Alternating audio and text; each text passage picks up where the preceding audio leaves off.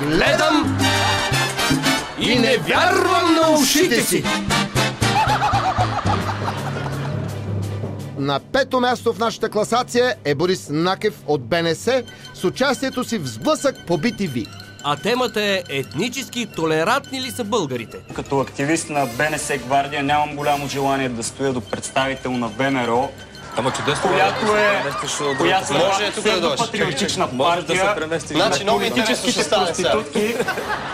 която аз искам да се разгранича тотално, но не ме нарича и малкия Сопол такъв. От пръв поглед си личи, че толерантността направо извира от сърцето на момчето. Ма не ме нарича и малкия Сопол такъв. Затваряй си устата, като аз говоря, ти се научи да изслушваш хората. Ще се научиш да изслушваш хората, когато те говорят. Аз съм водещ, затова показ много те прекъсна. Значи, така няма да си говорим в нашото предаване. Мисля, да започваме с това. Ти си малък. Ти си на 19 години. Малък съм на години. Той е малък, но вече знае как да общува с хората. Да, и особено със съседа си. Спри, той трябва да ти отговори и след това се върнем на тебе. Как да се върне човек към нещо, като изобщо не е стигал до него? 19 години, откакто ВМРО е на политическата сцена, а тя от 115 години присъства в българския политически живот. Изчакай малко, не говоря за теб. Да ме чуят всички. Ако още веднъж се намесиш, ще ти изгоря. В смисъл по този възпитание. А, защо? Много благодатен събеседник се оказа момчето. Трябва да свършваме. Казвай, колега. Край! До тогава, до когато ние българите искаме да... Ти си като на вид на пружината. А много предавания на Сблъсък няма да има БНС заради твоето участие днес, но това е другата. Край на трети рунд, край на спора. И начало за четвъртото ни място. Той е за урока по сиртаки на Даниела Милева. В това го знае всяко хлапе по BTV. Движението е така. Момент, значи гледай. Ри, назад, назад, така. Това ли е по-просто? Виж какво, дай да изиграем едно малко по-просто сиртак. Нека как беше това? Чакайте да бъда, стойте.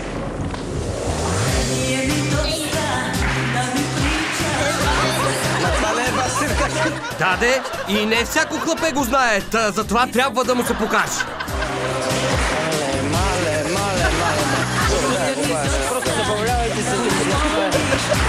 Сега вече разбрах на какво се казва балкански синдром. Българчета танцуват сиртаки на сръбска музика.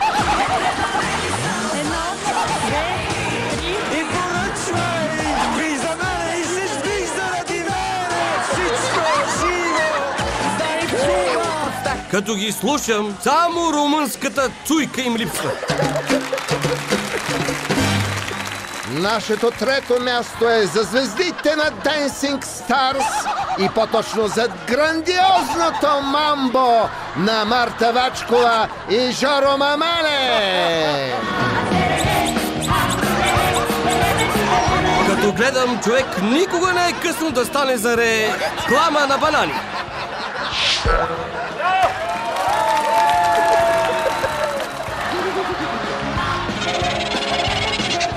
Сега остава да видим и финалът на този кинези-терапевтичен танц.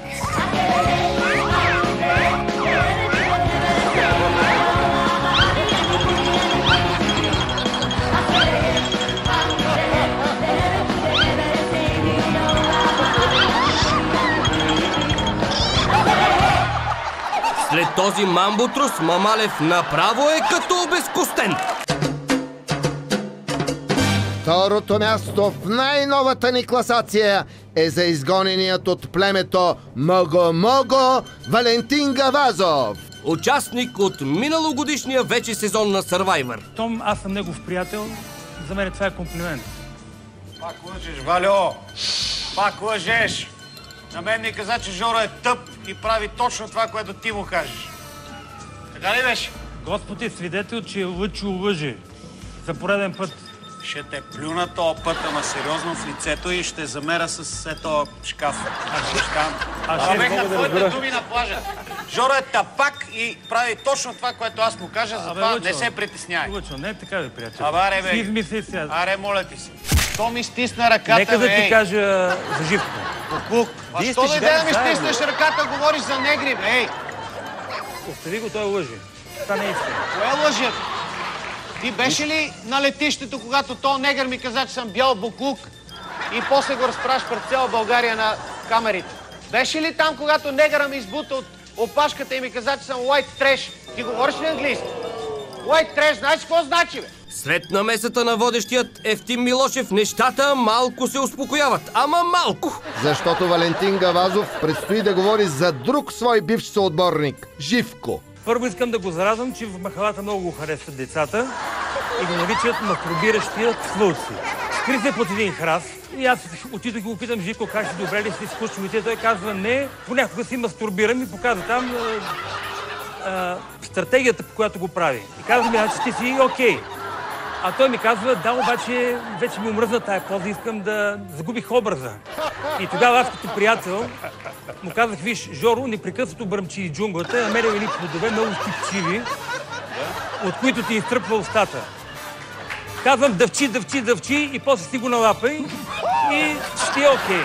Но нека проследим сега колко ще му е окей на Живко. Къде скочи са ти? Не, аз когато някой ми говори Какво се намаза? Чакай. Може да ми говори на мен, Абе, чакай, стига са! Искам, защото ай масник. Абе, чакайте, бе! Лъжиш ли, бе? Я чакай малко са. Не си лъжиш. Я да пуснем рекламите. Усещам, че рекламите няма да спасят Валентин от Живко. Няма да пуснем тук рекламите. Долна гад. Сядайте долу и двамата. Всички сядайте. Явно водещият Евтим Милошев е ангелът-пазител в живота на Валентин Гавазов. Живота не знам, но в Survivor със сигурност. Седи си на мястото. Добре, ще ме паднеш ли от тях? Да, разбира се, заповядай. Не искам повече никакви реплики и не искам никакви действия от тук. Но както се казва, старата любов ръжда не хваща. За да не стана и да не метна нещо, аз напускам студиото, не мога да слушам този буклук повече, отивам там. Не, Лъчо, седни си. Не, няма стане. Искаш ли да стане също като си? Добре, седни в Не мога да го слушам този буклук.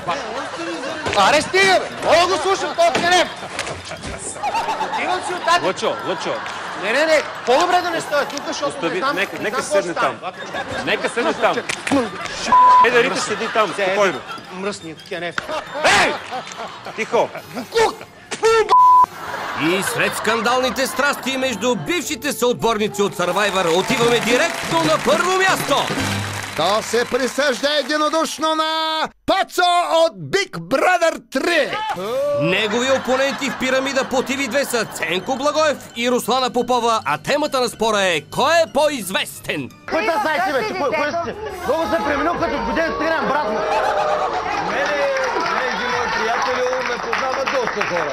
А ти извън твоето родно село и извън Брадър не беше Big Brother, не беше никакъв танем. Единственото място, което можеш да просперираш, беше това прословото тъпо шоу на нет. Там като се съберат трима идиота, какво друго мога да направят? Ама, кажа ли нещо? Заради тези работи хората им плащат, нали? И хората се забавлят и едно от най-гледаните беше. И хората се смеят с това нещо. Хората се смеят с забавляват. Те първа ни предстои доста да се позабавляваме и ние, защото словесният двубой се задълбочава. Че накъде повече от това? Ти като се опиташ да кажеш нещо, зай. Трудничко ти е, разбирам те. Когато човек има само една гънка, колко да крепи равновесие, е така. Ама аз къде да се покажа, винаги има рейтинг, има интерес при мене. Няма значение с всяка музея се показва. Ме разбира се! Не случайно Пацо оглавява и първото издание на нашата класация. Говоря малко по-бързо, защото съм диджей. Това е професионално изкривяване. И след като сме на музикална вълна, да поспорим малко и за нощния живот. Крали ли сме? Убили ли сме? Порвили са аз или дъщеря? Еми тогава на едно дете е най-добре, когато е до родителя. В тази дискотека. Дискотеката в публични зони.